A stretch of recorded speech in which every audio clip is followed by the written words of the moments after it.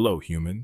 First, thank you for getting this short to 20 likes. And since I am a man of my words, here's a deeper dive into, would Jesus call anyone a Christian today? If there were good comments, I'll add answers to the ones that caught my eye. All right, so let's jump right to it.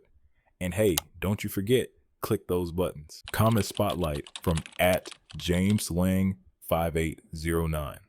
Jehovah does not change, nor does his commandments. The venerable day of the sun, Sunday, is not the commanded seventh day of Shabbat. Early Jesus followers kept Sabbath, later Gentile churches gathered first day.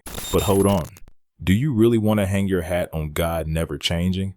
Give me 1 second, I bet I can make you question your beliefs. Exodus 32, Israel makes the golden calf. Moses pleads, and God relents from the disaster he said he would bring. Jonah 3, Nineveh hears 40 days and repents. God sees their turn and relents from the announced catastrophe. I will stop at Jonah with the examples. You have to really read the story without a bias before leaving that comment. Now back to Jesus.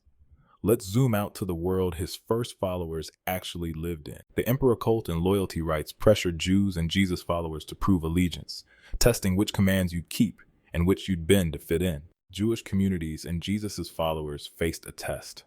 Which commandments would you keep and which would you bend to fit in? Now, when I ask if Jesus would call us Christians, I thought you would know what I mean. This post from @funnyhandle1 says he'd probably call us Israelites.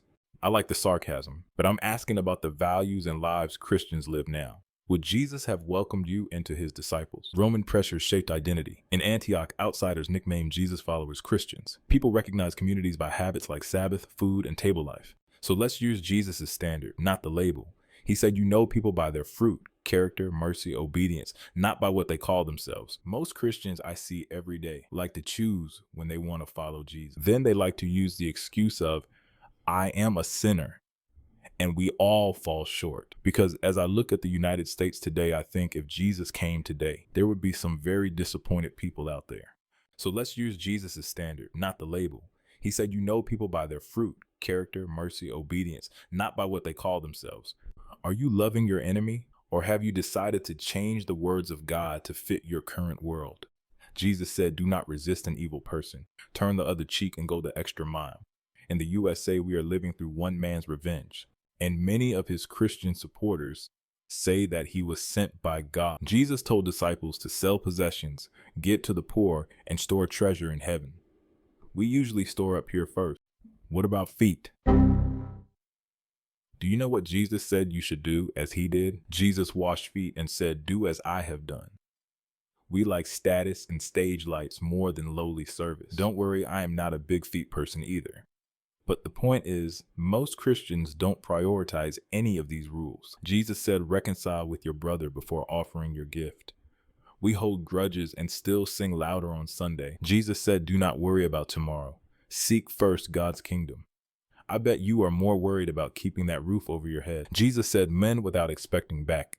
Be generous to the ungrateful and the evil. We prefer safe giving with returns. All right, so here's my point. This has happened since around 1830. Each Christian generation had to keep the story going.